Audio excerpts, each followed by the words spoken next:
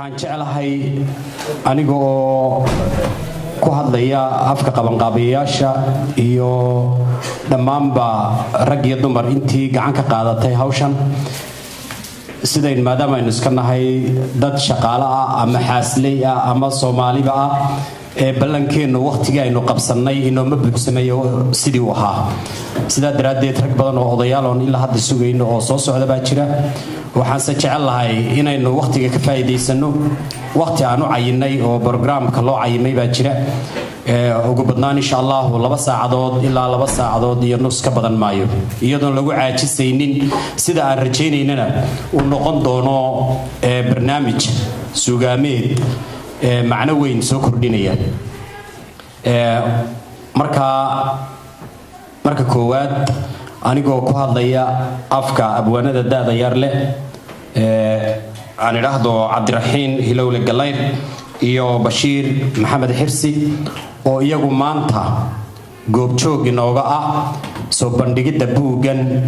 abwaanadii soo bandhigay waxa aan marka koowaad ku faraxsanahay inaynu madashan isku nimaadno balse maadaama aynu nahay dad muslina waxaan ku furan doonaa aayadaha quraanka kariimka iyo erayga ku haboon si uu inoo yiraahdo fadiilatu Sheikh Ahmed Maxamed Aadan من الشيطان الرجيم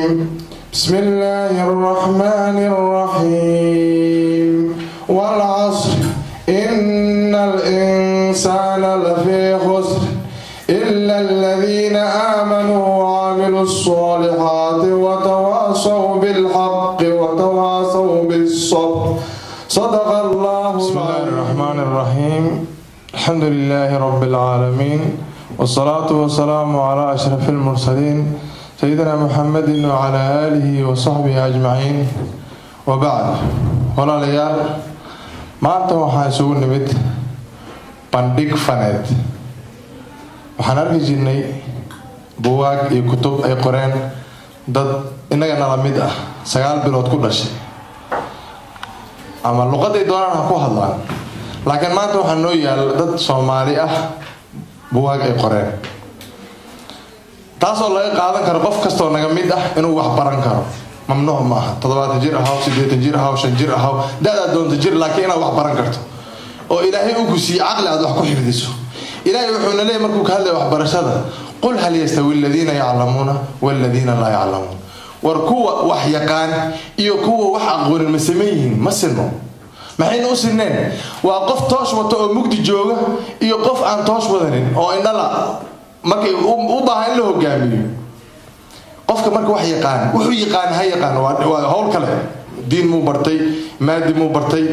uu bartay ma bani aadamka loogu adeegaa ma waxa loogu adeegaa xayawaanaadka ma duurjoogta ma bahallada iyo kuwa caloosha ku siqa hawl kale laakiin qofka wax yaqaan qofkan wax ma sinno آيات إلهي وحكوليه ومركو كهلا وحبرشادة يرفع الله الذين آمنوا منكم والذين أوتوا العلم درجات إلهي وحكوري يلي كوة الله النبي الربي لكن كوة علمي الذي إيمانك ولا جيد الله سماه لكن كوة علمي الذي إلهي درجات وديريسي أقون أي ديريه ملاذا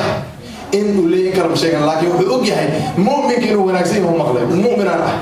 وحو البو وناكسين سيئا إسلام ربا أنا قوة حسنا يقول لكن نكو سفودي وسفوين كي لغرر وما لغاها لي مالة المامي كانوا إلهي إيمان كنت المامي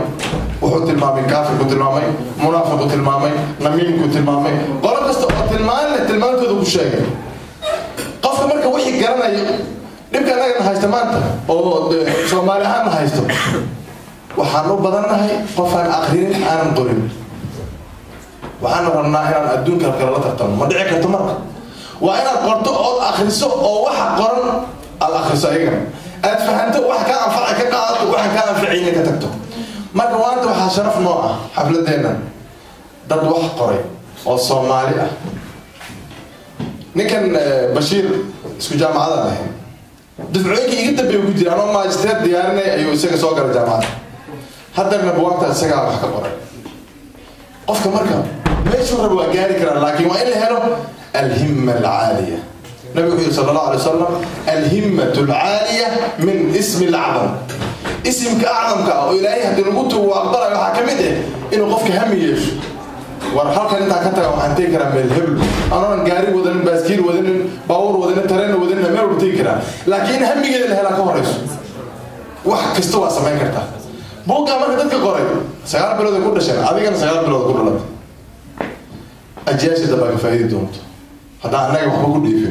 جيرة السوشيال أو فايدة دون واحد بقول أنا مجرد كمان هذا ده كي قريب جو نوع شيء كاين دون لكن مهمة الروحيته إن واحد لبرت مارين موريان ديميل أنا قبسني مارين موريان كان أنا قبسني مارين مقول أنا قبسني مارين إنجليز أنا قبسني عدان مارين قرأ إيمانيس وأسكت بني صادق معايا ما أقدر ما قرتي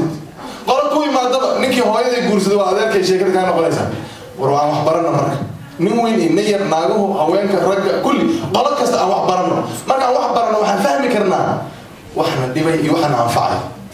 ما أنت هدي أو وحنا قام قرأنا أقوام بدن أما نجد ذلك بدن سومالي مرة مير البوتين وان نورني ذل كين الويدوسي حلا قبل كرمه قرآن كنا نقال الله يا والله كن تفسير كسر نقول حديث إنه لو سودي بالله يا باجبنا لو سوى شو أفر حديث مراد نقول لي المهنة اللي ما راح يترقى بدل مشينك ولا صار أبتوا دي هذا كل الدنيا ما نقول واحد الدنيا جنة الألباب كله صافي جنة الدنيا هذا بعيد بين أي الشيء يا مرك لكن ويلك ولا قد دعي لعي تمر اللواتر ولا حاجة وحال يددا يا ذلك يا وعدو الدين تسود وأنا سود لي أول تعالى ما عنده كلام مرك أقول أنا ما كلام نبي مكو كذا فين فضلوا وأضلوا وأنا لومين ضدكن ويلومين والسلام عليكم ورحمة الله وبركاته waxaan rabaa inaan aayadaha quraanka ka bacdi kulay xafladda aad u guda gelimayno oo waxay nagu soo dhow salaadii maqrib saar jeeriyo laakiin balqaabka iyo sida madashan aynu isku nimi ay kaga duwan tahay madalihii hore ee la isugu yimaado ama xafladaha la qabto ayaan rabaa inaan xoogaa aan yar bildhaamiyo idinkoo mahadsan rag badan oo aqoon leh oo aqoon-yahana oo aragti dheer oo kulley wax badan ka fahamsan waa joogaan iyagana eraygooda waa sii doonaa kolba intii munaasiba ama arrintan maanta aan ka hadlayno u ehelka arrintan aan ka hadlaynaa ma aha xaflad sida caadiga ah qaab siyaasadeed ah ma aha xaflad taageero oo sidii kuwii hore la isugu iman jiraya waa bandhig suugaameed ah daahfurka buugga la qoray ciwaankiisu yahay deelayda qarniga iyo diiwaanka nabadda haddaba qaabkeebaa loo furaa waa wax inagu cusub waxaan filayaa buugga furitaankuna markii ugu horreysay inaga oo intaas hadda ay maanta dhalinyaradu qabteen iyo in ka badan ba la samayn karo oo maskaxo hindisan iyo kuwa hore u jirayba la hayo fursad maynaan helin aan tan ku samayno waxaan se jecelahay waa tallaabaan hore u qaadnay wixii wanaagsan maadaama aynu nahay jaaliyadda Switzerland guud ahaan ee Soomaaliyeed dad badan oo gobollo ka badan ka yimid nala joogaan khaasatan Zurich taasina inaynu kordhino hadday suugaanta tahay hadday diiniga tahay hadday qadiyadda tahay hadday wadaninimada tahay dhan walba inaynu taas ku taageerno buugga waxaa loo bandhigaa marka la soo daabaco inta badan waa fikrad waqti badan qof ka gashay wax yar maaha ujeedada ku duugan ama uu ka hadlayo ee ku dhex jirta waxa faahfaahiya oo qala sheegana oo qofka akhriya iyo kaan akhriyinba u soo bandhiga waa cidda soo qortay ee diiwaanka u qaadatay waxa si daahfura oo had iyo jeer daahfurka waxa la yiraahdaa wanqalka halkan inaga Soomaaliya ku nidhaahno ayaa daahfurka suugaanta lagu yiraahdaa qof magac kule suugaanta oo maamuus kule fahamsanna waxan sixitaan ka geysan kara nasiib wanaag fursadii koowaad daafurka buuggan waxaa noo ballansanaa sida ay sheegeen abwaanadu abwaanka weyn ee Mustafa Sheekh Xalimi way suuragal weyday inuu nagala soo qayb galo laakiin abwaankaasi oo hordhaca markii isagu buugga akhriyay hordhacna ka sameeyay oo buugga page-kiisa koowaad hordhaca ku qoran warbixintiisu oo isagu Mustafa Sheekh Xalimi uu soo sameeyay qaybtii labaad waxa si kaliisa loo bandhigay xiriirna ay lahaayeen abwaanka kooxda qayladaan cabdi shire jaamac isaguna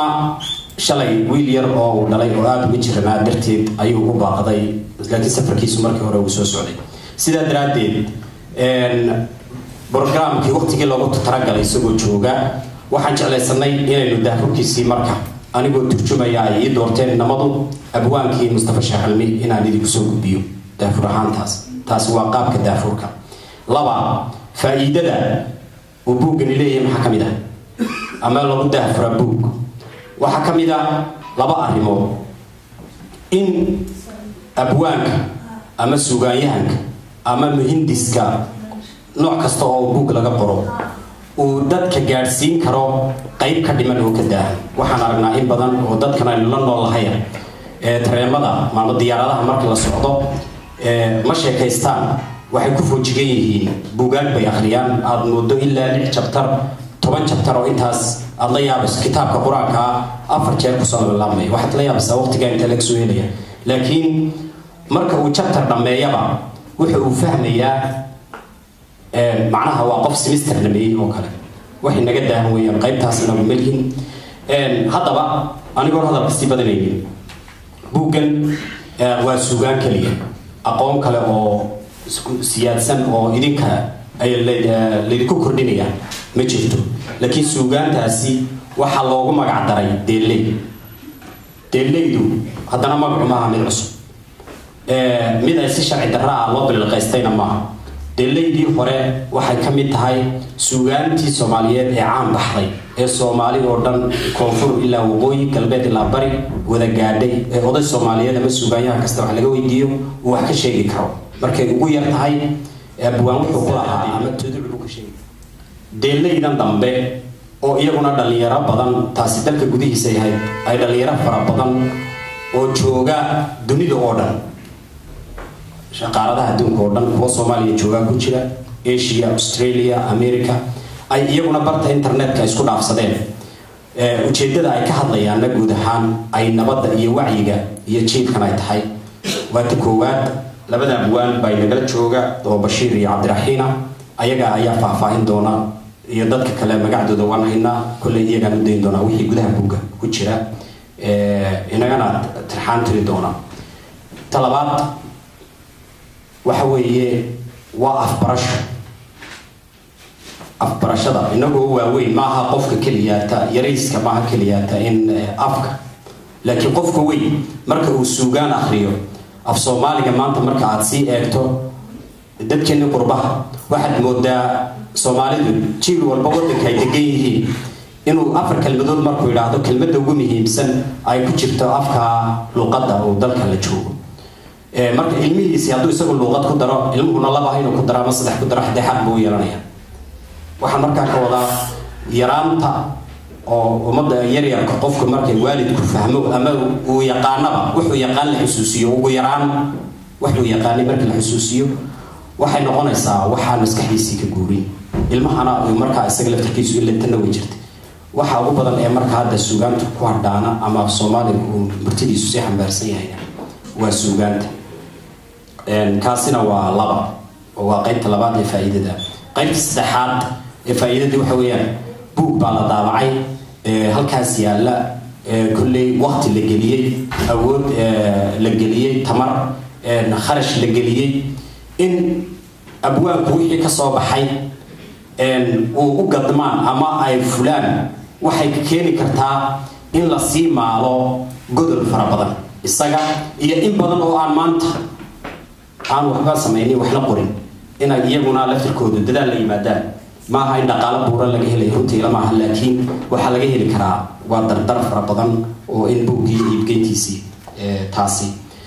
intaas ka bacdi waa generalka guud wax yar ayaan jecelahay inaan hordhaca buugga iyo gogoldhiga aan ka yar taabto adinka oo raaliya waxaan soo gudbin doonaa qaybta labaad kulli abwaanada buuggan ila hor yaala sida aan ku aragno waxaan ka dheehan karnaa magaciisa lafdhabarta hidaha iyo dhaqanka Soomaalida oo ahaa sida caadiga ah cod ahaan iyo qaab ahaan ay isugu gudbin jireen suugaanta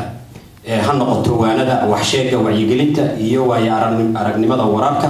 fariimaha sida dhiilada iyo dhaliilaha dhaleecaynta iyo guud ahaanba qaybaha ka kooban tahay noloshu. Suugaantu waa warlaniskii ama isgaarsiintii ummadda Soomaaliyeed intaanay soo gaadhin, sababtoo ah warka haddii fariin la isgaarsiinayo qaab kasta la isku gudbinayaba waxa la isku gudbin jiray suugaantaasi bay ahayd. Isla markaana sidaa daraaddeed buuggani wuxuu xoojinayaa kaalintii suugaanta Soomaaliyeed qayb ka mid ah ee bulshada, waxaana wadaagay abwaano Soomaaliyeed oo ay tiradoodu gaadhayso 13, waxaana ku qoran guud ahaan 30 maanso oo dhammaantood deelay ah. sida aan wada ogsoonnahay silsiladda deelaydu waxay ku timiday qarnigii la soo dhaafay, abwaano ka hadlayay wacyigii markaa joogay ay isku dhaafsadeen, waxaana qarnigaasi waa kii hore ee tegay abwaanadii bilaabay ka mid ahaa. abwaankii bilaabay wuxuu ahaa abwaan Allah u naxariistee Maxamed Xaashi Dhamac Gaariye oo dhammaadkii 1970kii bilaabay. isla markaana waxa ka qayb qaatay abwaano fara badan oo intaynu hadda ka xasuusano ay ka mid ahaayeen abwaan Hadraawi Maxamed Warsame Hadraawi ka mid ahaa, Xasan Galay baa ka mid ahaa, Maxamed Cabdillaahi Ciise Sanguul baa ka mid ahaa, Cabdulqaadir Xirsi Yamyam baa ka mid ahaa Allah u naxariisto, Cabdulle Raage baa ka mid ahaa, Tarwiil iyo abwaano kale oo dhammaantood iyaguna deelaydaas ku jiray. sidoo kale iyagoo tixraacaya awr waliba warka hore socodkiisu leeyahay, khaasatan saxitaanka ayaa la isku eega. waxa deelaydan cusub oo ay iyaguna ugu ballan qaadeen magaca ay ka qaateen tan qarniga ah waxa bilaabay abwaan oo ah inanka hortina fadhiya waa Bashiir Maxamed Xirsi Diraac. sababtu ku bilaabayna isaga inoo sheegi doona oo markaan waan u gudbin doonaa. dhammaadkii 2009kii ayay ahayd waqtigii uu bilaabay. waxaana soo xiray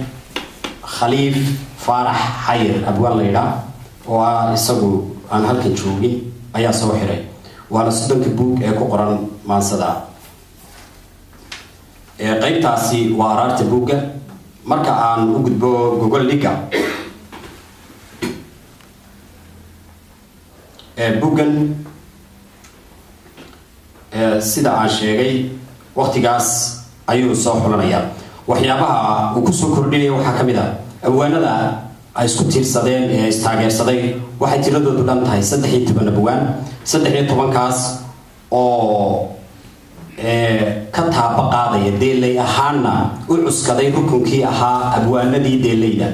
tira ahaana waxay ku soo koobeen 13 dhalinyaro ah oo u cuskaday iyaguna dhalinyaradii SYL oo kale inay magacooda raacaan. sidaa daraaddeed magacdooda haddii aan intahay halkan igu soo gudbiyaan aan sheego waxaa ka mid ah Bashiir Maxamed Xirsi Diraac oo wiilkan ilaagtayda fadhiya,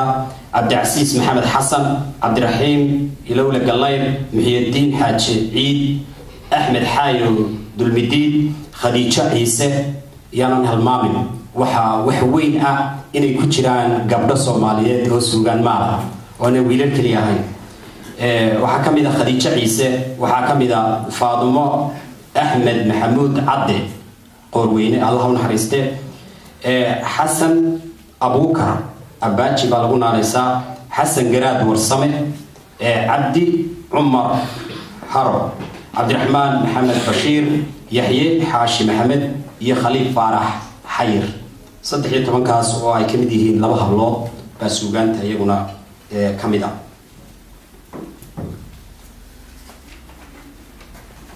markaan soo daadego hordhaca buugga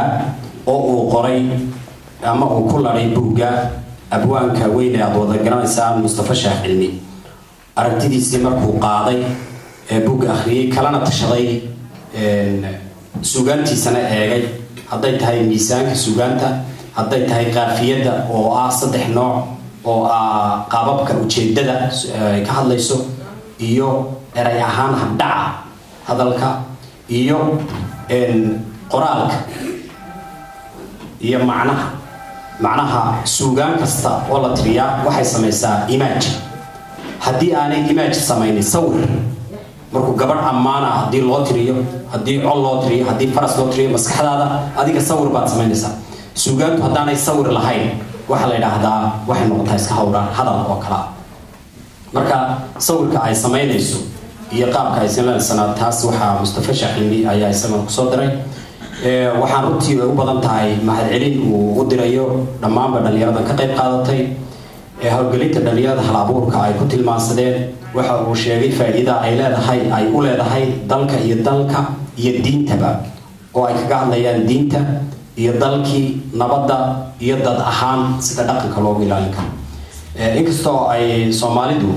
dhageysiga ku fiican tahay haddana ay ku liidato sida dhaqankeena iyo akhriska aynu ku liidano waxa badiyaa ay leedahay bulshada caalamka oo aad u dhex gashay qoraalka in wixii la qoro uu dhigaal noqonayo sidaa daraadeed bal in suugaantu ay dhigaal inoo noqoto oo ay raadreeb sidaa ku noqoto ayaan aad u jeclaysanayaa waxa farxad ah in sida waabawaa ku sheegay ayna ku koobnayn lab ama rag oo keliya ta suugaantu ay dumarkuna kaalintoodii ay iyaguna ka qaateen khaasatan gabdhaha oo ah gabdha da'ya waxaan hadiyad inoo ah dhammaanteedba buuggaas uu magaciisu yahay deelayda qarniga iyo diiwaanka nabadda qisadii uu ku dhashay hadaba buuggan suugaanta ku duugan iyo ujeedada iyo weliba su'aalaha aynu ka qabno waxaynu bandhigi doonaa abwaanada sida qiyaasay waxaan ku simay inta hordhici iyo gogoldhigi iyo aan ku hormaro bismillah abwaan Bashiir Maxamed Xirsi oo diraac magaciisa la yiraahdo sida aan hordhaca buugga ka akhriyay haddana u sheegayay dadweynahan waxa tahay ninka bilaabay suugaanta ku qoran ee deelay waxa laga wadaa horta kelmadda haddii aan fasilo waa xarafka gabayada ay ka hadlayaan ama ka bilaabmaan qaafiyada baa lagu yiraahdaa suugaan ahaan xarafka qaafiyada uu ka socdo suugaantani waa deelka sidaa daraadeed wuxuu la baxay waxaan jeclaan lahaa in shaqada iyo ay noo joogsadaan xarafka ay ka socoto waxa la yiraahdaa deelay marka xarfo badan ayaa suugaanta qaata sida siinka oo kale miimka siinley deelay alifley waa maqasheen laakiin xarfaha aan qaadan baa jira xarfaha aan qaadan waxa loo bixiyaa gabayga oo abwaanka bilaabo ujeedadiisa uu ku fadhiyo ama gubal ama hir ama saasoo kale kelmadaas kale oo marka maxaad ugu doorateen deelay mar labaadka maxaad sideed u bilowday maadaama aad tahay abwaankii furay mudane Bashiir Axmed waa mahadsantahay marka hore salaam dhammaantiin mudane Ali Marwooyin waxaa sharaf noo ah inaad nagala soo qayb gashaan daafurka buugga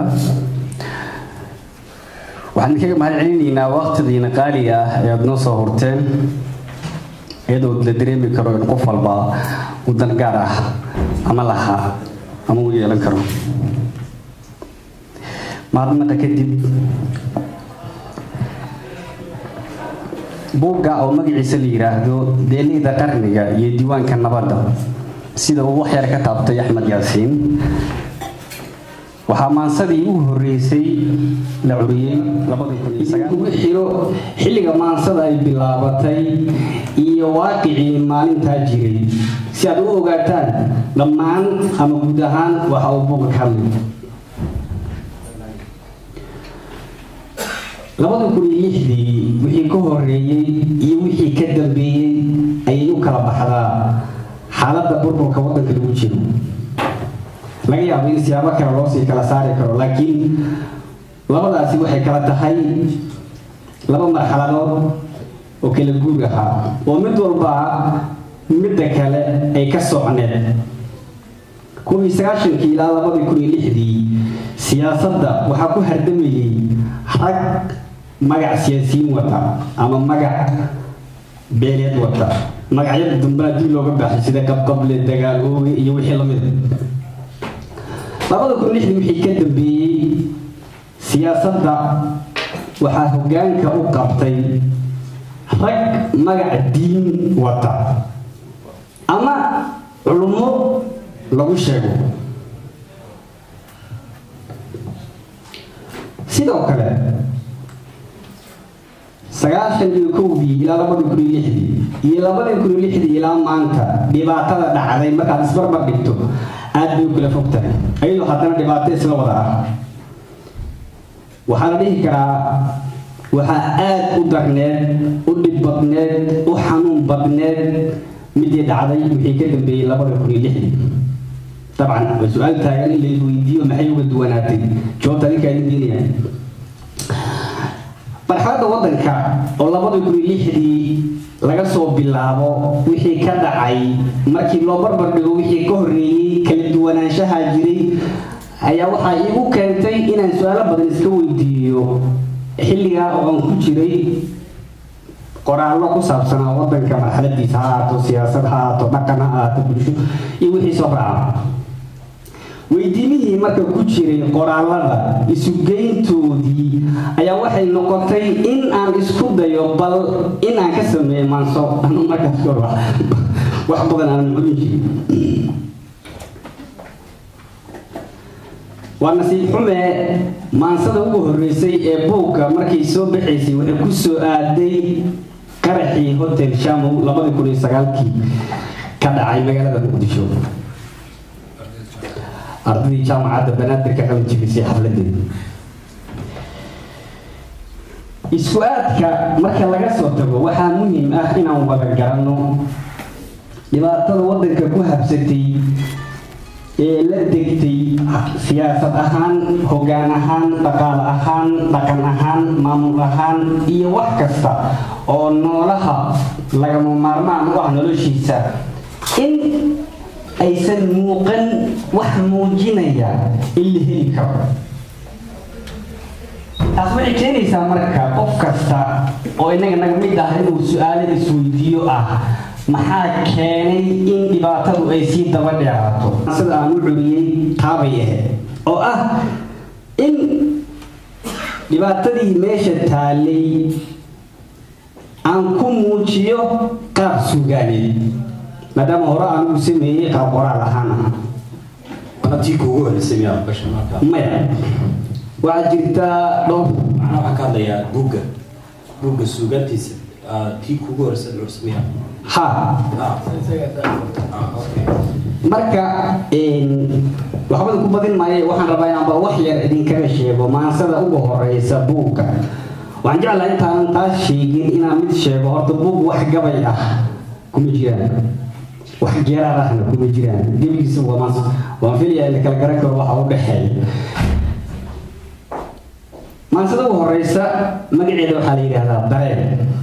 waad garan kartaa intaa kala soo sheekeeyey iyo magacu inay iskeenayaan. waxay ku bilaabatay sida tan: suugaan dabkeediyo dirirkeedii waa hore soomaali diido deeley la xiray baan dib u soo furfurayaa, dareenkaa jiqiiri baan dib u soo maslaxayaa, dibnahaa la talay baan dibna uga hadlinaya. dunidan dhib badanaa dadkeeduna lur badanaa, taariikhdu dilana dulmiga awood loo daacaddaa daciifto darajaa la diido dulli baa la qaato cilmigaa la dooxo jahligaa la doorto dulucdiiyo ujeedada dubaaqdayda gaarka ah waxaan uga dan leeyahay. qaybta soo socota marka waa qaybta anuga hadlayay qaraxii shamow. kuwa dilay dulaabtee dayaxii baxaayiyo iftiinkeenna damiyee naga dilay aqoontii digtooradana laayow shaamow ku dooxee jannadii ku doonow. oo waatu hadaayta ka dhawaajinayay sheekh axmed intuu aragta yar loo sameynayay in dhilkiiba uu ku soo aruuray inaad walaalkaa ku janno tagto. jannadii ku doonow intaan dunida joogee naftu ay dig leedahay door ay ahaataba debigaad falaysaan dedan iyo si daalacan dacwadeeda kama haro. dadweynow isweydii ruuxii damiir liyo kii إنما درين لو كدول جوك سديلكو جوابها يدقسي مركز عن واقع صدي أبوان قلير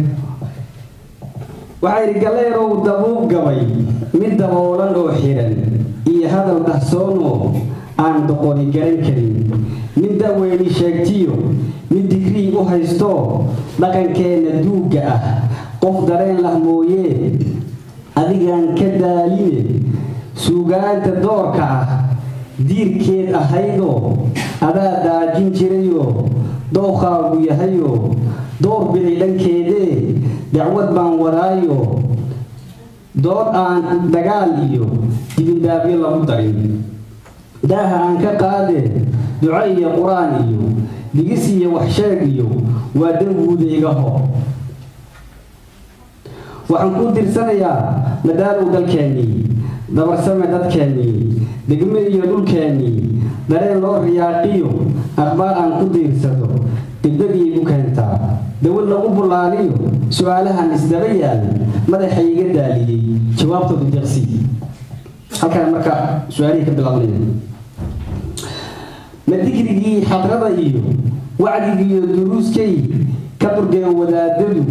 طريقة نقينيو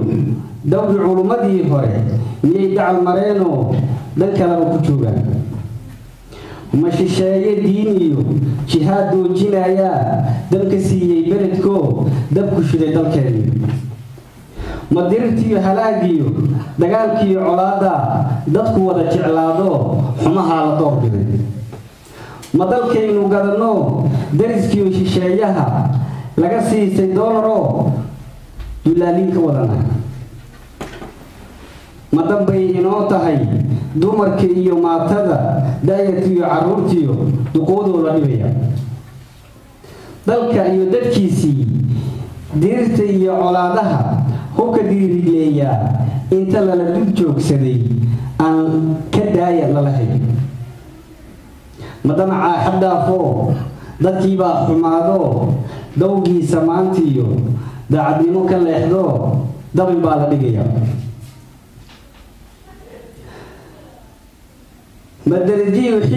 madarajiyo xilunba loo wada digleeyo danaystaynu wada nahay madurjoogta nool iyo xoolaha dabjoogtiyo gedigiis dugaagoo diinaar la siistaa danta aynu moodno damaceen wadaya madirtoo la dubo iyo geedaha dugaalka leh dhuxushoo la daaqulo daaqoo xaaluf laga dhigo dalagoo dab lagu shido kan digriiga haystiyo kuwa dowlad sheegtiyo kuwa diinta sheegtiyo dowladkii la baxa iyo mid kastoo dagaal wada yaa la iska daawaday maamaha daaweynbaa waxa ayna daalicin dadku markuu duloobo ma dursooma diirkood noqon maayo daanyeer junjigana dad weeyaan dabciga iyo aqoontana wax ma dooriyaan bahda ma ilmada dayeysa daamankayga qoysee dawyada ka falatiyo murugadan idilataa laygu diirsanayo lagu wada doogsan halkaasay ku dhammaatay maansadii ugu horreysay oo wada su-aalaasa markaan daawacay maansada anigu abwaangaleer ku harqabsaday ayaa inta uusan abwaangaleer ka soo jawaabin maansada waxaaba jawaabtii ugu horreysa soo diray abwaan la yidhaahdo cabdicasiis xoogsid oo run ahaantii aanan garanayn weli aanan arkin macnaa waxaad garan kartaa in silsiladu aysan ku bilaaban kuna dhammaan kunana socon isgarasho ha ahaato aragti oo isha ah ha ahaato aragti oo fikirka ah ee ay ku socotay qof walba iyo dareenkiisa markaas wixii taabanayay inuu wax ka yiraahdo warkeedu ku badin maayo waxaan siinayaa abwaangaleer oo su'aalahan jawaabahoodii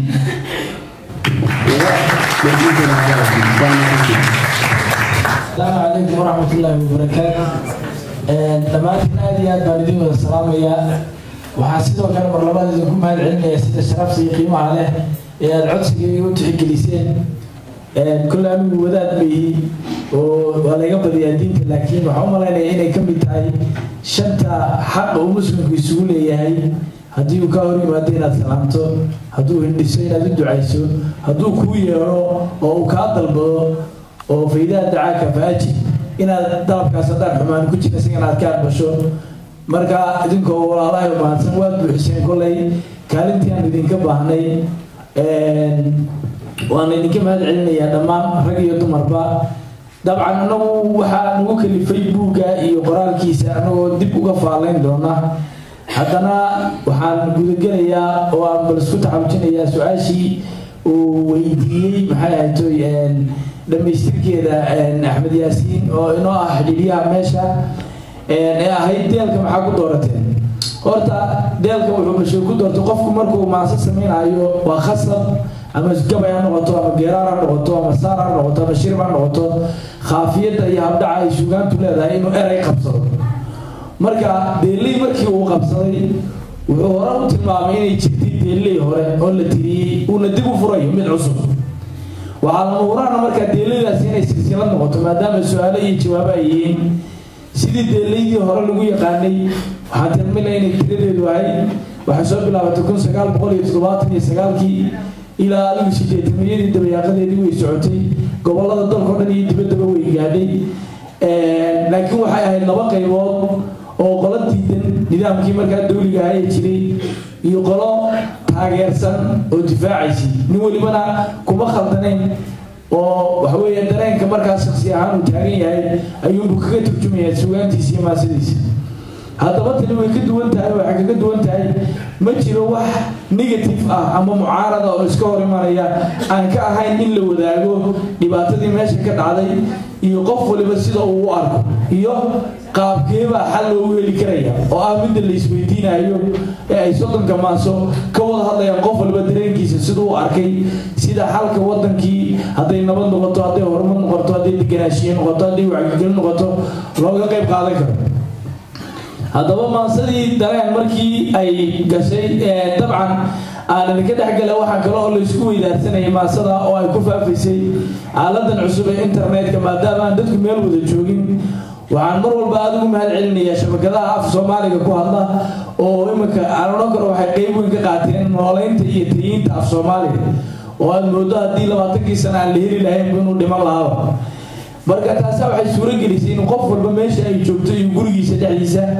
ay ku gaadho maasadii dareen kadib nin cabdilaynaado cabdicasiis maxamed axmed xoogsade ayaa isagu maasadayaa digmigii shaamow oo iyadu qaraxa ka hadlaysa ugu jawaabay inkastoo ay ku saabsanayd badidooda buugga ay ku qoran tahay waa maasada labaad qaraxii iyo dhibaatadii iyo ardaydii la laayay haddana waxaan isku dayay inkastoo aanan dee dhammaantood buuxin karin su-aalihii uu bashiir soo diray balalan qayb ka mid a sida aniguna dareenka maasada marka waxaa la yidhahdaa dayax sababtoo ah maadaama uu dareen ka hadlay wixii inaan iftiimiyo ayaan dayaxa u doorto dayaxu u if badan yahay waxaan idhi deellayda maasada doodaha murtida iyo suugaanta doorka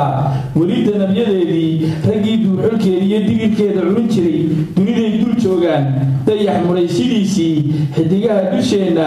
aan daliisha maanto dadkana u caddeeye dareenkiina keeno damiirkiina yuura deellay diraacow diraac ninka lama yidhaahdo laakiin awowgii baa la yidhaahdaa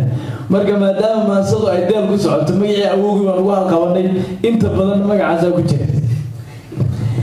deellay diraacow iyo deecashada gabay adigaa dabkeed jiray murtidii daraysnayd hadalkii dabka oo kale dinidaba iftiinshee kala saaray dowgiyo danigiiyo xumaantada dhabtii waan ku diirsaday balaan soo daliisho ceelkii danoodiyo dusha haradigeediyo deexdii habyoodiyo darsantii hargeysiyo daafaha tog dheeriyo deegaanka ceeldheer hiiraan dusheediyo didibkii ku yaal mudug daanta baydhaboodiyo daralee jubooidi ama degaladii gado tarantii nugaalay dhulka daawashada iyo dalxiiskaba lahaaye dalmar baa yaqaanee daaliyo sanaagiyo doomiyada ku yaal sool ama darinta caynaba dadka dega diraacow dunjigeeda soomaal waa duriyad quraato waa dad wada walaalo dusha sariya midabkuwa diirkaba isaga eg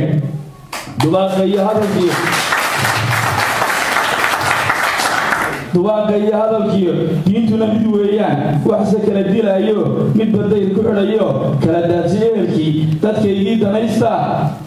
dakhli weyn ku qaato dulmi iyo xasarad iyo takaniye qabiil iyo dibindaabyo barayo kala diray dhammaantood yaan dowga tiidine aan hoos u soo dego duulkii wadaadada digriga iyo kitaabka iyo ducada iyo qiraa'ada dadku ay u doorteen dembi wixii la galay ee la isaqaaqulay dibadday ka joogeen shimbiribaha doorbay dabqaaday yidhaahdeen dadkii dusha holacii koowaad halkii ay ka duushiyo buulkeeday daf siiso dambaskii ku gubatay iyona doorkii weeyaan hadda wadaadada dhan maalanka waa qayb taban dadka wada shisheeyaha dadka gubaya maantana darna carab xaggeediyo diinaar rag haystaa soo diray ogsoonow darna daalimiintiyo doofaar galbeed iyo ducafada amxaarkiiyo dulligaana haystaa soo diray ogsoonow nin waliba dantiisiyo damaciisa gaaruu dalkeennaa u gubaya ilay duqani abidkeed dadka kii wixigabay dooxun tidhaahdaa abwaanow dadqalatadu xaqa maba dareensana dabka ay shidaan iyo daartay ku dumiyaan dariiqii ay gooyaan inuu yahay dalkoodii danabkay dilaan iyo duqaday waxyeelaan ama dumarka qaxaya inuu yahay dadkoodii maba oga diraaco dan waxay u haystaan intay dunida joogaan dadkeennana u mariyaan dalqadaa wixii gala ee ay dan siiyaan dollar loo xisaabsho durbadii dhammaado dayn iyo amaah dhala waa danaystay iyo tuug dambiile iyo xaalkii in dagaalku cudur yahay lagu dila halyeygiyo digtoorka iyo waxgaradkaba dadku way u jeedaan kama daalan weliyo duul ciilqabaa jira ilaa ay dareemaan dabka lagu xanuunsado ama uu dalluun galo lagu dila naftiisaba giifti iyo xanuunkiyo dakharada colaadiyo darxumada diraacow dadku way ku jireen dadku wuxuu jecel yahay raggu doorka maanta haba ugu darnaadee dembi iyo dhibaatiyo dagaal sii kordhaayiyo dibindaamiye mooye weli daacadnimo iyo dowladnimo kumay dhalan haddaan diintu diiday daliilkii qur-aankiiyo daahirow rasuulkii calayhi salaatu wasalaam taas nooga sii digin duubkaan ku xidhi lahaa dalka maamulkiisaba dumar baan ka dhigi lahaa ducadii xumaatee habaarkii darnaa iyo dowladdii la ridaye tandambayse khayr iyo daa'imow ka yeelsamo dadku aanay odhan baa inaan dowga seegniyo duuflaalku nagu dhaco dadow noo horseedee dubu laabtay dirkii ruuxaan dantaa wadin dagaal ooga kuu daran iska diida weligiin kii daacadnimo iyo dadka wada sinaantood isku duubni ugu taga dowlad iyo wanaag iyo danta guuba wa iman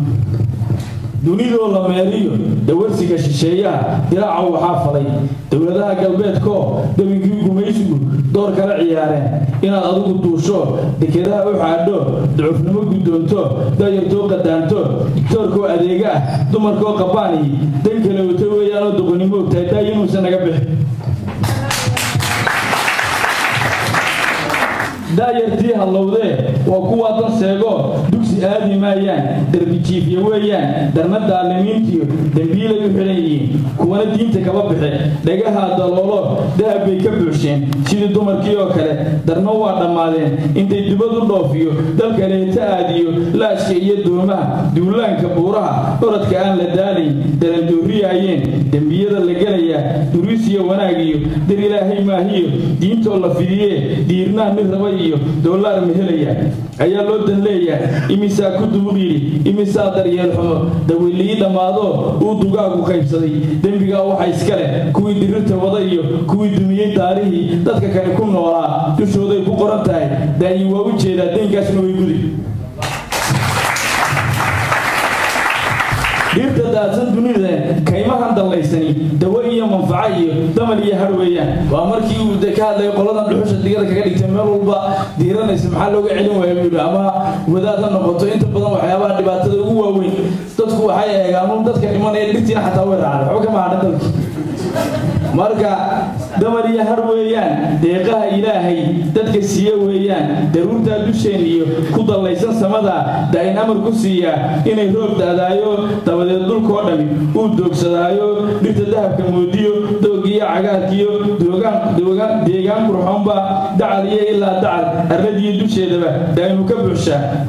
dalagyada la cuno iyo duunyada la foofsado dhibtu waa daraaddeed doorka nolosha weeyaan aqal lagu dekeeyiyo daar lagu nastaa iyo dadku nabad ku joogaan dhibtu waa daraaddeed daliil eebbe weeyaan ruuxii damiirliyo durbo uu xasuustaa dabka kii ku shidayee damallada gubaayee duurkaa holcinayee shilamada ku doonee damiin weeye weligiis aan diinta eebbiyo dabcigeeda dunida midna dox ka garanay ila durugtay heestuye aan dabar ku jiido doc kalena ka fiirshe adigaa diraacow deelayda furayo diinidaba u sheegee dadkani dowladnimo iyo maamul daacadnimo wada dadka wada muwaatina danta guudna wada jira dib ma loo arkaya isagii baa su-aashii dib ugu soo celiyey mise dacarta maantiyo kala daadsanaantiyo dulmigiiyo dhibkaasay ilaa dunida laga rogo daayinkay ku jiraynaa dariiqeebaa qarankii dumay lagu helaya waa isdhaafiyey markaa markii lagu socotay ahayd silsilad weeyaan maadaama intii lagu halqabsaday intaan ka awoodaan ka idhi waa isdhaafiyey inkastoo dee aanan labadeedoo keliya aana ku koobnayn silsiladu waa 13 abonay ka qaateen waxaa jira rag fara badan oo iyaguna ka hadlay marka waxaan u malaynayaa mikrofoonka Bashiir baan isaga wareejinayaa oo maxaa tooy isaguna bal wixii uu markaas iyo dhalinyarada kale ay ka yiraahdeen noo soo gudbin doono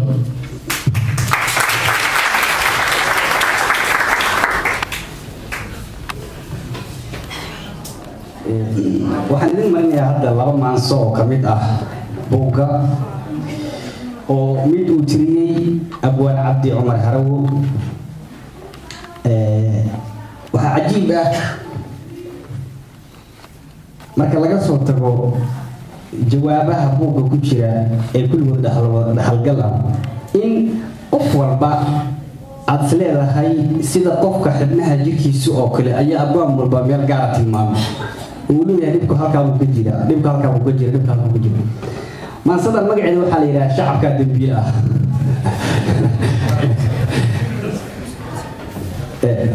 waxay tilmaamaysaa dhibka dhan ee dhacay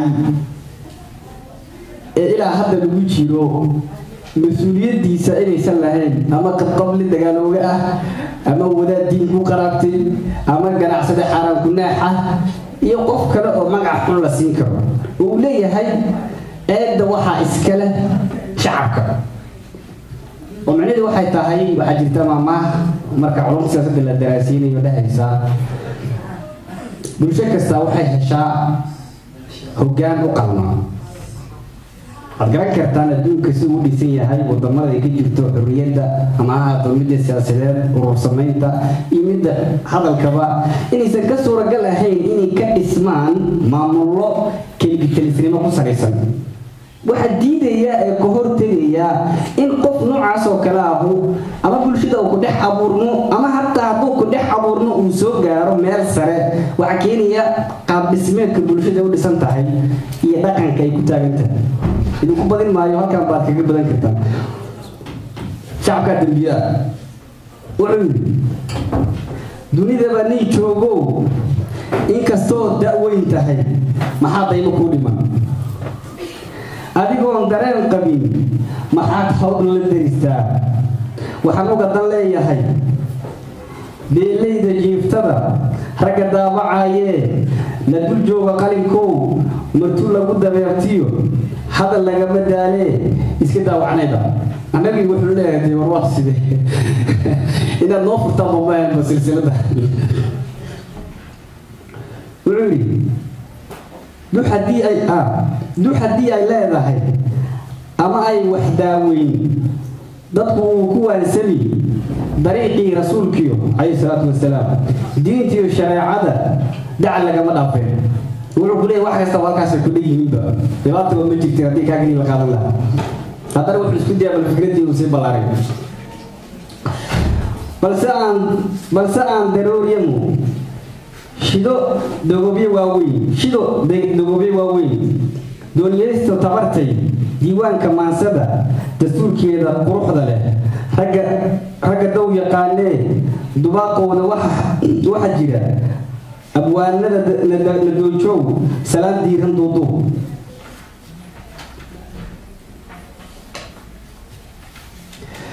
wuxuu yidhi taa degaya tu kala qabo calankeeda doogiyo Soomaali oo duman isku duubni waa bareed ninka diidayeen rabin in la kala diboodo ninba duur cidlaa qolo afka la isu wada duwo isagaaba doonayay dawadaa tilmaamtee duudkiisa lagu raray ideeqsi ma garanin dakhrada walaalkiis junjigiisa lala dhacay ninka aan ka digigixin ee dubaaxin jiirkuna mar qureeto daayay dibnihiisa laga maqal dawadaa tilmaamtee duudkiisa lagu raray ideeqsi ma garanin hadegdegina dawdabo weli maaxda dawdabo nin qabiilka daaqsada damiir laawe baasiyo inuu yahay doxorojaan inagama dahsoonee talow yaa dawaariyo daacuun iyo xanuun iyo la wareegi duumaa been miyaan daldalanna shacabkaa dambiile ah halkaan ka bilaabanaysaa markii inta horaaradhe shacabkaa dambiile ah dumar iyo dhallaan iyo doqow iyo nindoor iyo dirac aan xumaan talin wixii duhur la gowracay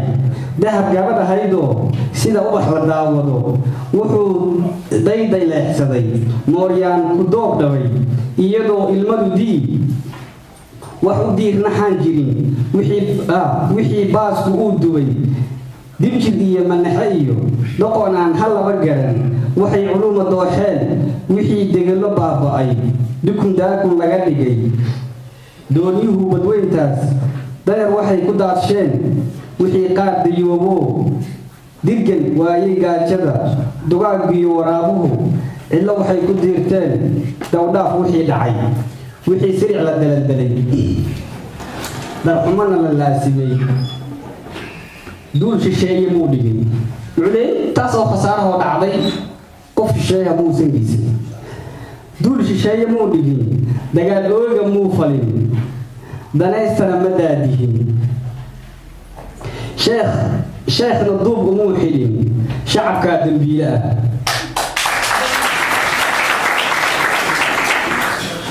eedigu marka sheegaya waxay ku muteen shacabkaa dambiile ah isagaa ninkii dila dareejeeye weligii isagaa nin daalima ku difaaca reer hebel isagaa dalliciyo dadqal iyo abaasiyo ninka dhiig durduurto daljirana ugu yeedho dulmigii gargaara ma degdegina dawdhabo weli maaxda dawdabo ninka daacad maamula weligii ma doogsado dabin bay u qoolaan dalow bay ka tuuraan dacif bay yidhaahdaan waxba yaanan duudiyo dooxyada jibaaxine bugtii ujeeddada waxa aan ku soo dumay iyadoon la dedin hadal la durxaadin sheekada kabalkii daleedada hoos ha looga soo dego Soomaali waxa dilay duligaasna waxa baday waa dirsooco haybeed jooro la daayana dawo yeelan mayneen nin walbo dabiirka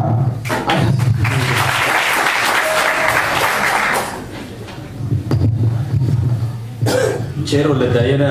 dawo yeelan mayneen nin kastoo dabiirka waxaa qaybtaasi ahayd furitaankii diiwaankan aan maanta u fadhino sidii uu ku furay jawaabtii uu galayd ka bixiyey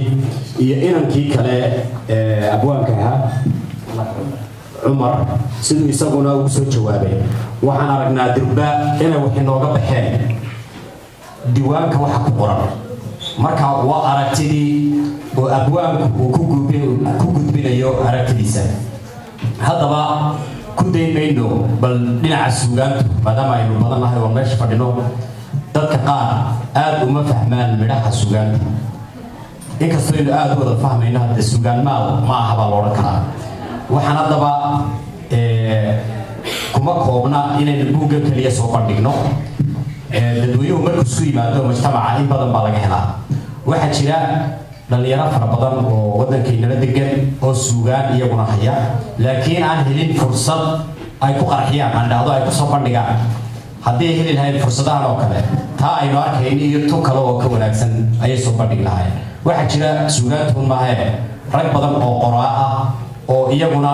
maadaama madashu ay qoraalkii iyo suugaantiiba wadato iyaguna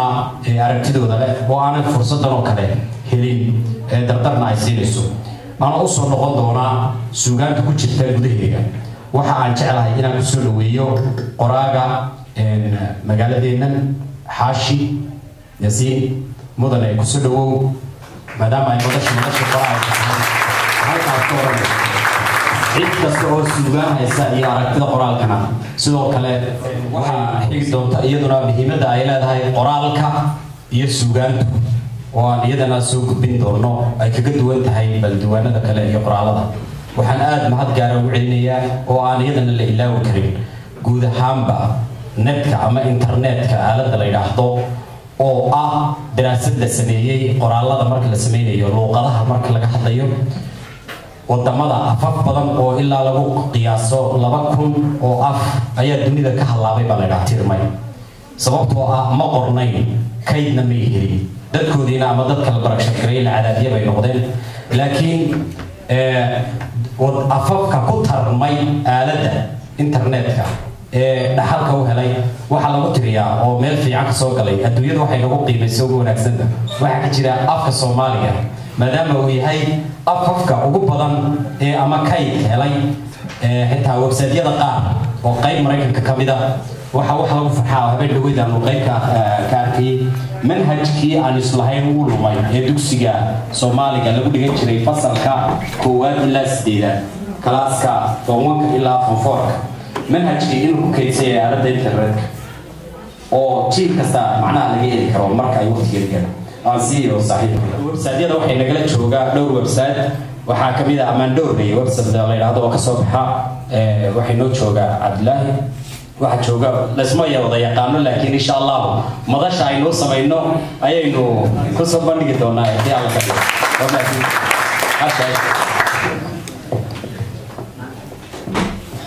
السلام عليكم ورحمة الله وبركاته. الله يبقى يا مريم. waxaan aad ugu faraxsanahay in la igu xasuubeeyay xafladan bandhig buugaadka mudanayaal iyo marwooyin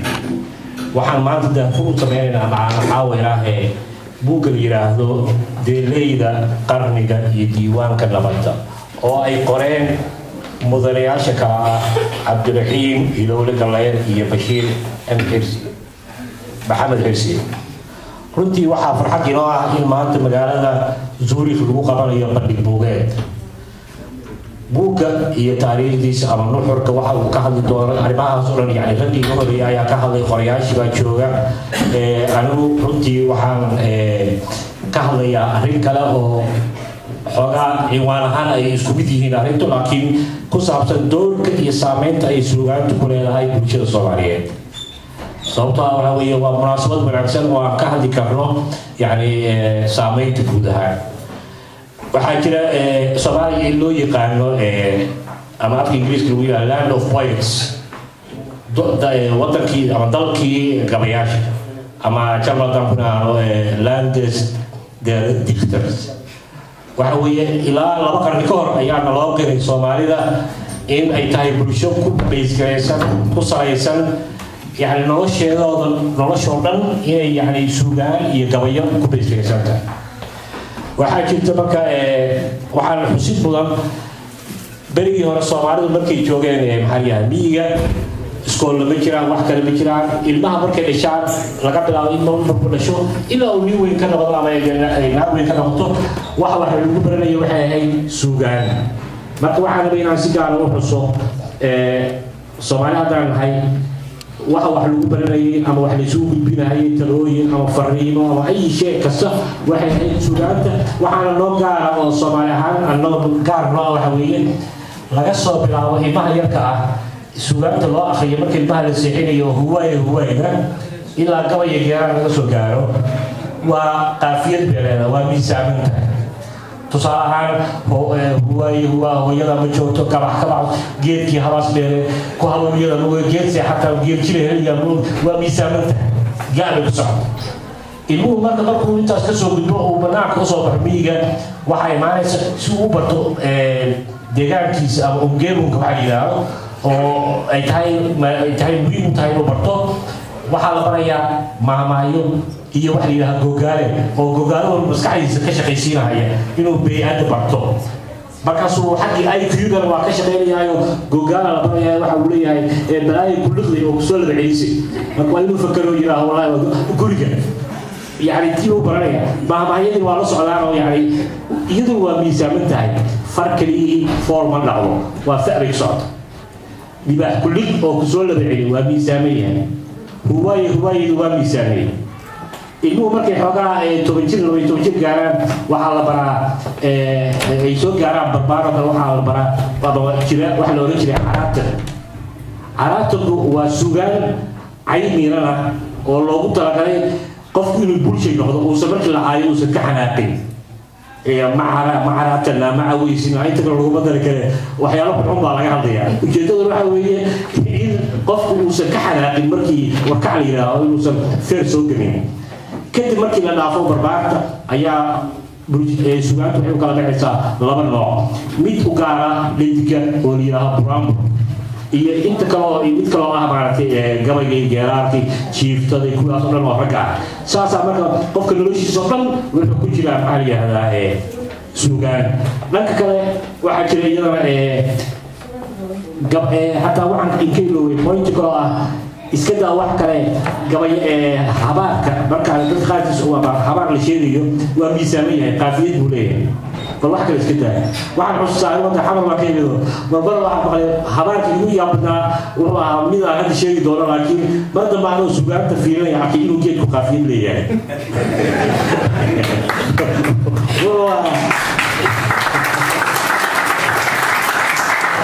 حبار قولها باف خلاق قرقوري بالي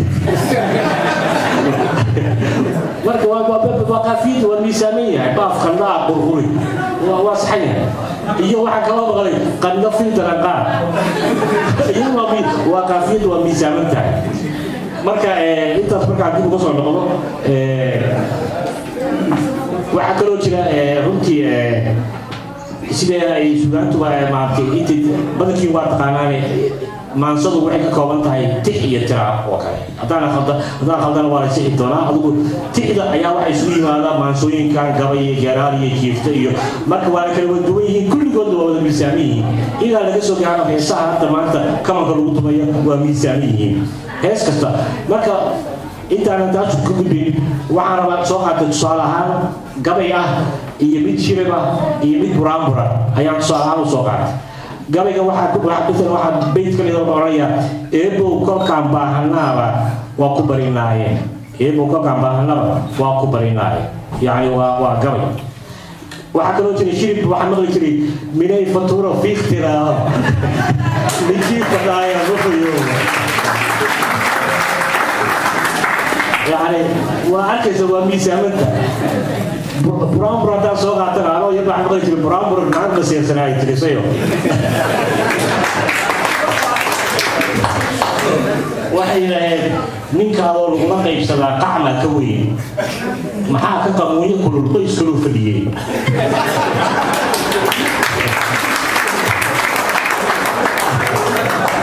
marka rumaantii marka soo noqon arrinta munaasabada oo yani labada qoraa ay maanta buuga noo soo dhigeen yani si aan ugu loobin waxaan u sheegayaa maanta maadaama ay waxa ay soo wadeen ay maanta iyadoo buuga ay miiska noo saaran yihiin yani maqaamkoodii maqaam kale waa ka gudbeen yani position kale galeen oo abwaanada marka yani sidii awal anaga naga mid ahaayeen labada qoraa oo waxay ahaayeen dad iska fadhi ku diro lagu diri karo la kaftami karo laakiin maanta darajo kale yeesheen oo waxay galeen abwaan marka waa inay is ilaaliyaan oo ay maaragtay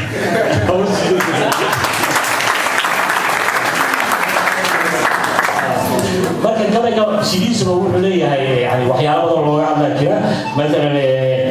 gabay waxaa jira tarta ka hadlaya mid xujo ka hadlaya mid la yidhaaho gabay geeraan mid jacayl sheegahayo mid libcaan ka hadlaya mid digasho ka hadlaya faan mid ka hadlaya jira baroor baa jirta cirkaa jira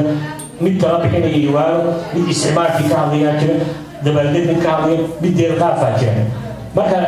labada hore kay ka hadleen ama كوكسر وحوية نبضة يعني هل يعني رسالة يوصل بيننا وحوية نبضة نبضة يومي الله ما راح يسوي هذا أي هرمكي وطنكي أرميسي سواء كذا ولا كذا لكن أموال كذا وحوية فريدن نبض peace بطلوي أو يعني أنا كتير عاي تكلم عن سوقاته واحد كذا مثلا سالوني واحد كذا عن سوقاته سوقاته أو كسوقاته يصير يعني حاجة قبيلة قبل واحد كذا حجوب أو كلا السكول جينج الوعي ولا السودان هالحلال وكلا لينا واحد كذا قبل وسيد كتير يصير عبد الحسن ولورنجي وعابد البيت وحكم إلى إبكو كذي إلا على قعب صدي كان عبالي يسا أن رئيس البحر لقد بيجين وعشر الشارع يعني مركب واحد قف ويفكروا أي كيوز كذا كيسيو وأول كان يدقق مركب يعني تصاري عشان هو سقطي إلا فهموا معناها أي نقول هاي سوغانت أو يعني وأنا مناسب يبغوا هبون إن كهذا ما أنتو كلا صوتها وحنو يا مارتي فوشي داري القريان شو ما أنت واحد لا يميز كم ساري مركب واحد كلو جدا ربنا كوسو كبيريو قبيلة مركب القرى هي أما هالأبوركا يعني أمم باهنا كريه قفوا إنه يقارن الصومالي أما ميسانكي إنه يقارن ويعني ما أبنائكم أريتيسوا وهيبو حتى هذا الهيبة هاين أما تالنت واحد يقول هاين إسكبر سمين كرتيدو يعني قفوا واحد يسقط أدين كنا لفتكين يبني على سودي إنا محيا كعب رسمي أو إلى قبل يجري بركة واحد يصير هذا في الحاجة واحد تطوره قبل يكعب رسمي وأنا عوان يقول بحي شاهد فن لإيو بركة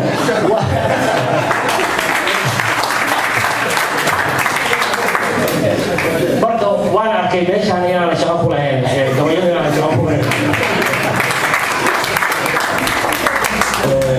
بركة واحد كنا ربينا كان يتكبر جريو واحد كنا بو كله أو سودان كهذا يقولوا أساس كسودان الصومالية أو كهذا يعني نوع كسوكرية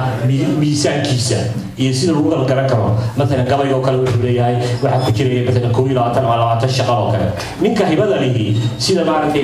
قرياش على كذا وما بعرفني وحقول قرآن مسكح واسكت صوتي حيا وسمعينيا يبغى نظام كهول لكن منك يسكت ينو برتو وميزانية قبل مثلا ويقولي وكذا سواء كويلة على الشقة وكذا جيران وكيري هاي برامج ويقولي مثلا سيدي تبغى الشقة وكذا هدو سمين ويقف برامج كوكا هذا تريسي وإنه بوجي هاي كلا كعريسة مركب بوجي أما قف قبل كوشة قبل والله ميسامي هايو ده مثلا إلى كوفي لو هذا تريسي شغلة كوشة هو لا كهوريس كايتك وأنا نقول لبعتنا بكويلات إلى سعاري يتوه هدو سيدي تقول نقول بوجي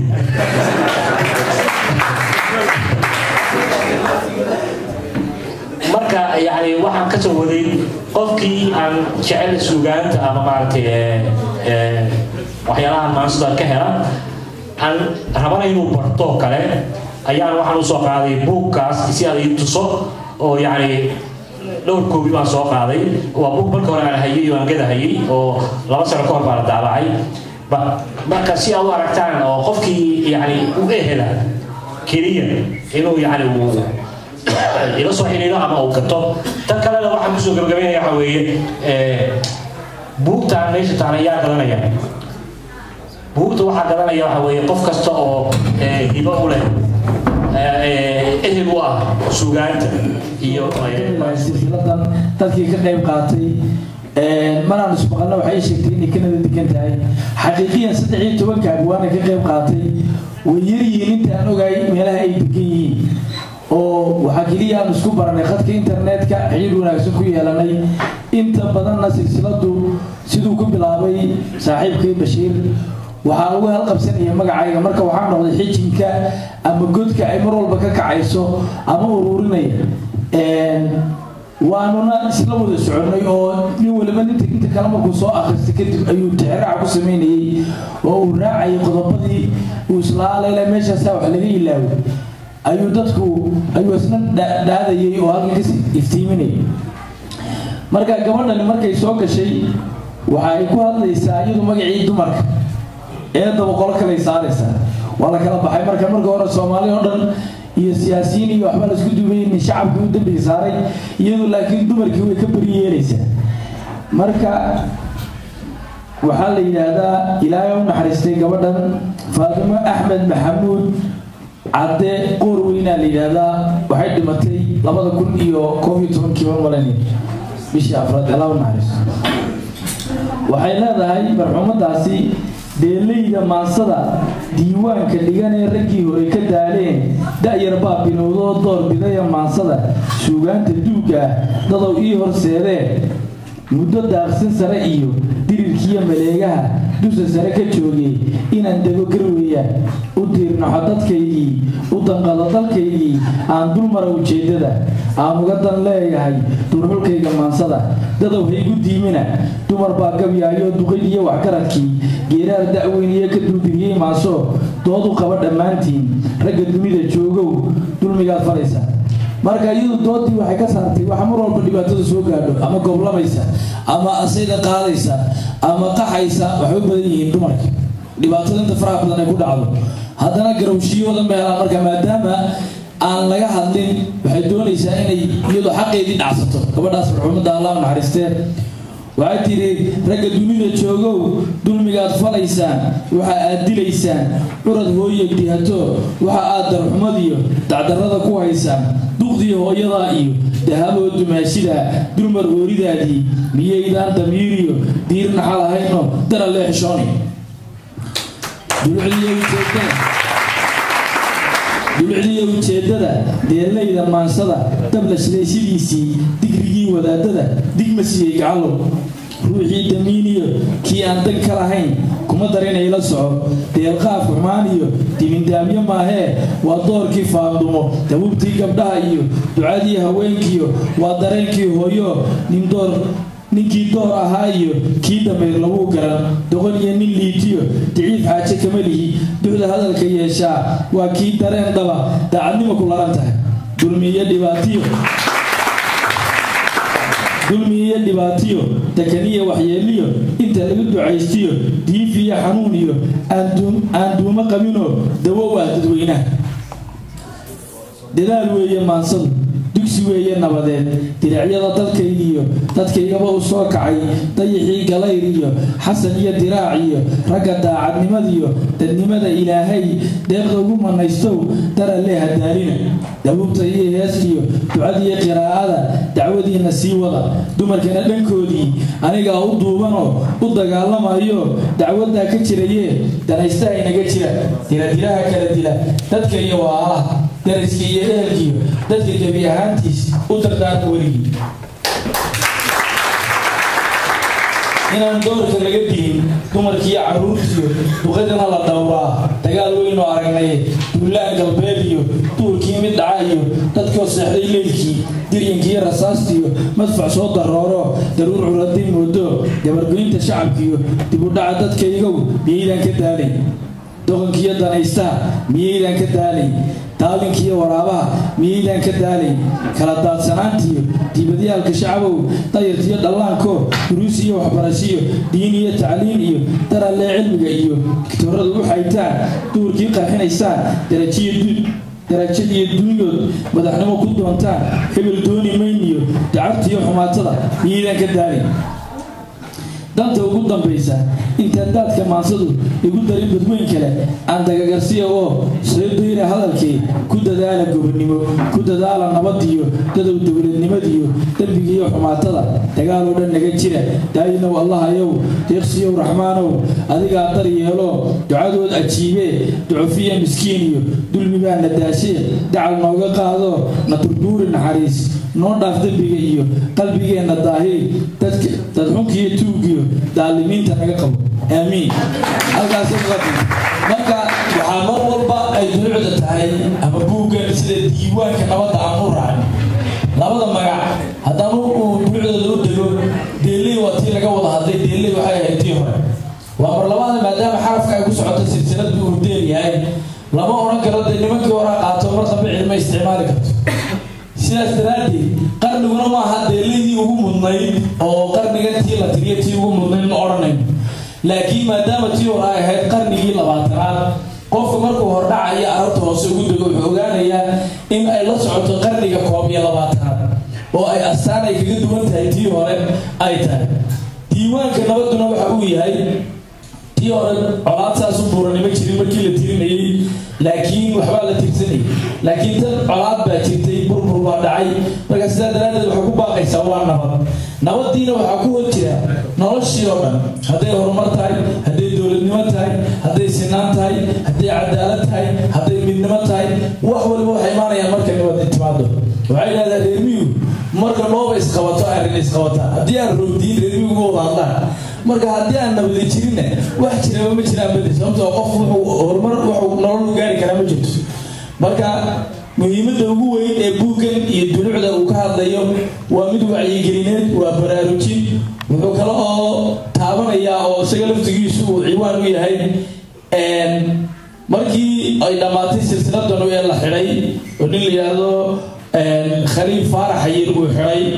ayaa waxaan isla soo qaadnay dhowr baan email loo diray war arrintii silsiladii waxay ku dhex jirtaa internetka maalin walbana website-ka ninbaa iskale update buu samaynayaa ama serverka buu ka guurayaa mid kale uu guuraya way lumi karaysaa waxay noqonaysaa wax mar dhacay oo kale oo aan taariikhda bariyo waxaa isla markaa qaadaa dhignay inaan qorno waxaa aad iyo aad arrinta ay ugu taageeray isu kay garab taagay oo waqti fara badan ururinteedii waxaa jirta qofkii wax qoraa yaqaana nin waliba siduu doono wuxuu soo qoray oo dadka degdegna ku wada jira marka in qoraalkii la faafreebo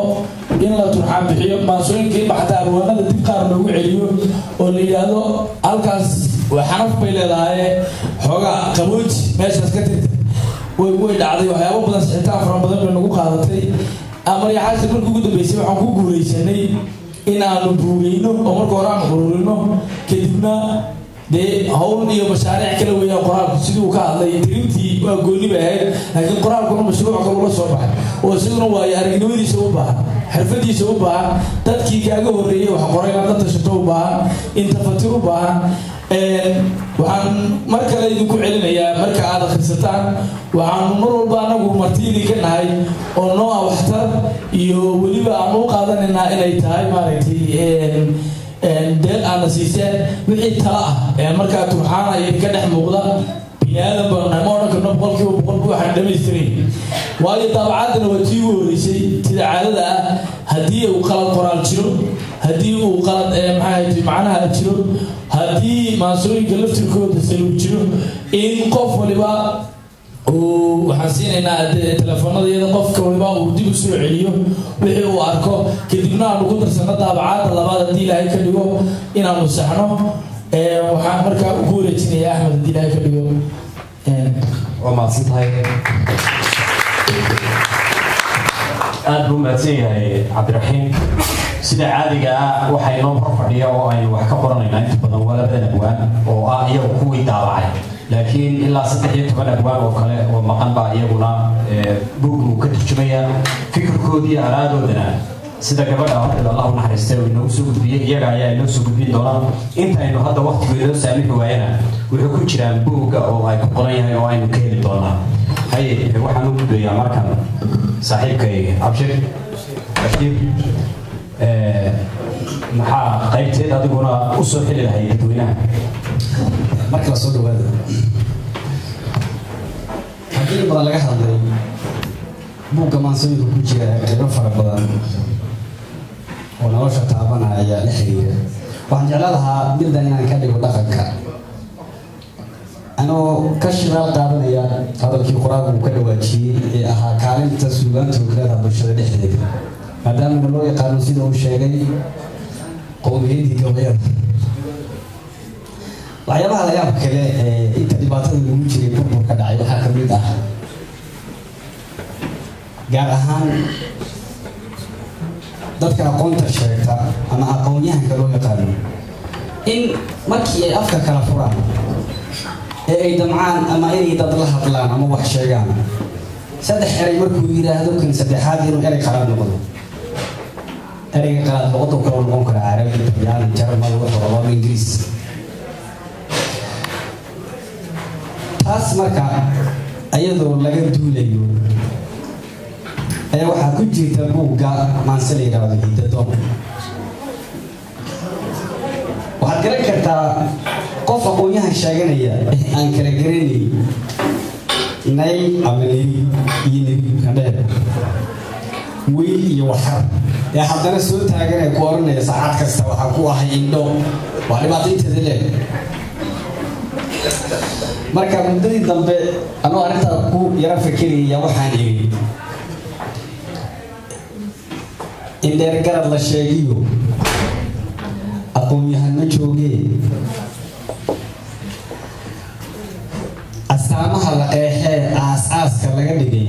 halaqoon ha lagu daro oo ah meeshii la dhihi lahaa ninkan waa aqoon-yahan halaqoon ha la dhaho. sababtoo tahay laba macno aad u kala fog ayay tilmaamaysaa. ku dheeraan mayo waxaan u gudagelayaa maansada Hiddadoon. waxay tiri deerkeeda suugaan dubaankeeda maansada gabay iyo dabuubtiis geeraar daliilkiis suugaan dareenkeed dardateedka harayo muddaan dhigay dabkeedii dambaa caawa igu tiri inaan dooda mariyo daaho aan ka rabo oo dibuucu iyo heeso beelaydii qarniga iyo diiwaanka nabadiyo dadaalkii abwaanada sii durkiyo warkoodii sida roobka dayreed howl soo daroorto dadku wada sugaayeen u daryaansho maansada. su-aalaha isdaba yaal dadoo hela jawaabtood ideeqsiiyo gebigii runta kama dambaysta dawadii ujeedada dahmigaygu ku rabo maduugoobe dhaqankii duqaydiyo waxgaradkiyo dhaxalkii dadkeeniyo dalkeenuba lahaa iyo maxaa duugay magacii diinteeni fiicneed dastuurkii xaqa ahaa wadaadadii dacwada siday dariiqeeni culimada maduuflaal warmoogiyo dhagarqabe dhan kala wada ayaa duugay magacood dabaylaha ku darayoo kala diray dhammaantood diintii islaamkiyo xaqii daahirka ahaa maxaa geliyey doodo dadka loogu dhibaya hiddaheeni diidno dafirno iska xoorno dad kaleeta raacno dumar iyo rag soconno dhowgiyo saxnaantiyo dariiqii ka bayrne dibaadiga inoo haray dadka noole aan dhiman dayartiyo carruurtiyo danyartiyo haweenkiyo duqayda iyo waayeen yaan la duufin gacalkeed dib u socod la noqonin danta guudna wada jira samadoona weligiin diida xumaha abidkiin dalxumadana naga jira ruux dantiisa aan garan dib u socoda weligiis darajii wanaagiyo dalacad mehelaya damac aan dhammaanayn kursi la isku wada dilo iyo duunyo rabisteed nimbadoorkii hadalyo dacwadiisa mariyo ka digsiya ujeedada wuxuu ugu dambayntii hadalkii ku daafxiray darajadaana iska leh ma leh doorashadii shacab dadweynaha cod laga dayo qof walibaa dareenkiis ku gudbinayo dookhiis xero daaba xirano meel laga dusaayiyo dawla maran lahaynoo dusha sare ka xiran bay ku daboolan yihiinoo dunidaba wax kama ogola ii daaya anigoo iga wada dambeeyo duxda iyo wixii wacan dekedaha wixiiyo iyo doolar iyo lacag anigaa doctoorka ah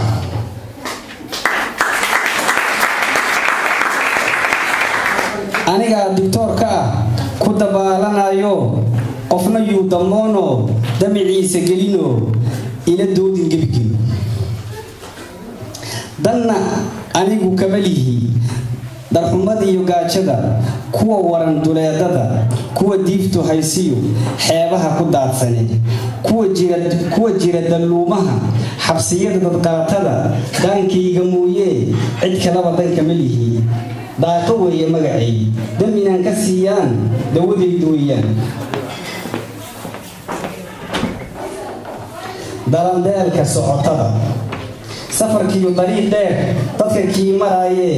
dalka jooga gudihiis muddo aan daryeelhiin diiftiiyo haraadkiiyo gaajada dilootana looma daadsho gogolow marti lama daneeyo doobiga iyo caanaha neef looma dilayo dabka looma shidaho dambar looma geeyo dumarkiiyo haweenkuba waa udubka dunidiyo salka ay dul meerto mise lama daryeelo cid weydiinna hayso ka dhanqada dhibaatada laga waa dadkoo idin dhaqankeenu daar maaha hidaheenu dahar maaha aadumin markaad doonto dib u dhisi markaad doonto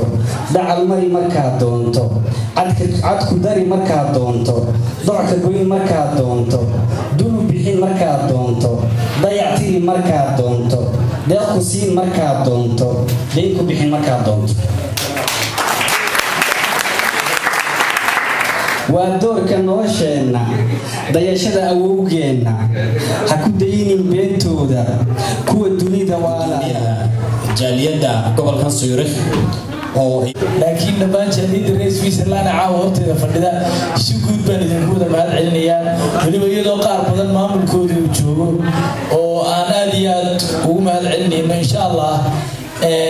waxaynu noqon doontaa arrintan mid aynu joogtayno iyadoo isku duubnida dadkana ay ka qayb qaadan doonto waxaan doonayaa marka hore inaan u mahad celiyo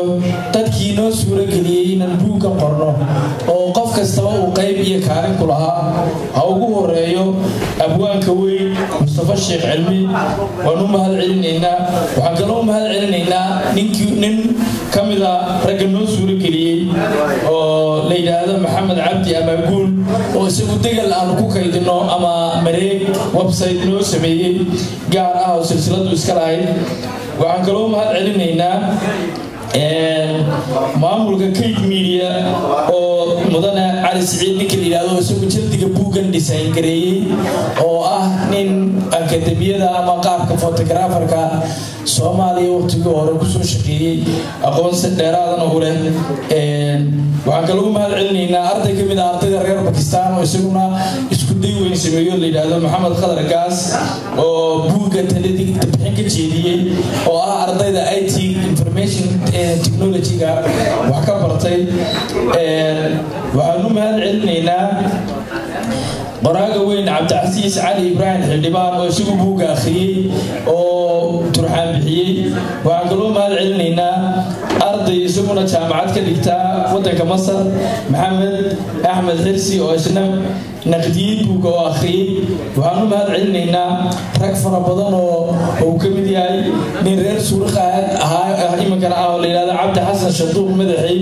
oo isagu raggii nagu tirtirsiiyay ka mid ah inaan buuggan daabacno waxaan kaloo mahad celinaynaa dhalinyarada reer Pakistan ee buuggan daabacaadiisa nagala qayb qaatay oo gacanta ku hayay ilaa uu ka dhamaanay oo ugu horeeyo injineer Xasan Maxamed Hiraabe Maxamed Gacal Muudey injineer Yuusuf Maxamed Cabdi Dr. Umar Ahmed Qaali iyo injineer Maxamuud Maxamed Muudey ugu dambeyn waxaan u mahad celinaynaa jaaliyadda reer Switzerland gaar ahaan gabdhaha reer Zurich oo anigu aan doonaya inaan gobol wadan kale ku soo bandhigo buugga iga diiday yinida magaaladii lagu qoray ayaa laga bilaabayaa bandhigga buugga waxaan leeyahay waa ku mahadsantihiin oo ugu horeyso marwo Xaawo Nuur Muudey oo ah gudoomiyaha jaaliyadda iyo dhammaan gabdhaha kale waxaan leeyahay aad iyo mahadsantihiin waxaan boqol iyo kun jeer u mahad celinaynaa Axmed Yaasiin oo isagu habeenii maalinta garab taagnaa sidii aan u suuro gelinahay barnaamijka waxaan u mahad celin doonaa oo aan mar walba u mahad celinaynaa oo aan asagana garab taaganahay ninka la yiraahdo Xaashi Yaasiin Cismaan oo isaguna nin ka mid ah baarka Galileyda ee dalkiisa waxaan halkan uga mahad celinayaa fanaanka da'da yar oo isaguna qayb weyn ka qaatay Abdifataax Cali Faqay oo ku magac dheer Baylood oo laba dhinacba ka qaatay qabanqaabadii hawshan iyo isagoo maanta oo dhan ahaa cameramanka ama film qaadaha hawshan suurta geliyay in la duubo isagana aad iyo aad baan ugu mahad celinaynaa waxaan leenahay alfanaan waad mahadsantahay guuda mahad celinayna dabcan waqtigu waa habeenimo dad baa gobollo fara badan ka yimi oo dib u noqonaya way fiicnaan lahayd inaynu hawsheena sii wadano intaynu maalin weyn bilaabano laakiin insha allah haddii ay suuro gasho bandhigani ma noqonayo kii ugu horreeyey waxaanu samayn doonaa madalo badan oo suugaanta lagu wada fukuro kala duwan waxaanu ballamin doonaa qorayaasha yurub kala jooga oo aniga codsi ii soo dirsaday oo yidhi haddii ay jaaliyadda reer Switzerland naga aqbasho waxaanu keeni doonaa buugaag fara badan oo kala duwan oo ay sheekooyinkii carruurtu ka mid yihiin oo kuwii dhalinyarada iyo nooballada jacaylka ay ka mid yihiin oo taariikhdii ka mid tahay oo nooc walba leh marka taasna jaaliyadaha iyo maamulkooda ayay ka suuragelaysaa anigu diyaar baan waxaan mar walba inaan suuqeen xidho waxaan iminka ku wareejinayaa mikrofoonka xidhiidhiyaha goobta oo ah Ahmed Yaasiin waa mahadsanyahay aboonku intaa waxaan ku dari lahaa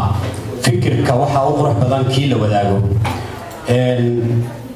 hadda buugga madasha yaalla wuu ka duwan yahay markii aan furaynay barnaamijka fikirkiina waad ka haysataan wuxuu xambaarsanyayna waa ogtihiin haddii aad fikir ka qabtaan ama aragti sixitaan ha noqoto tilmaan kale qofkii su-aal qaba oo ku soo dhawanaya mikrofoonka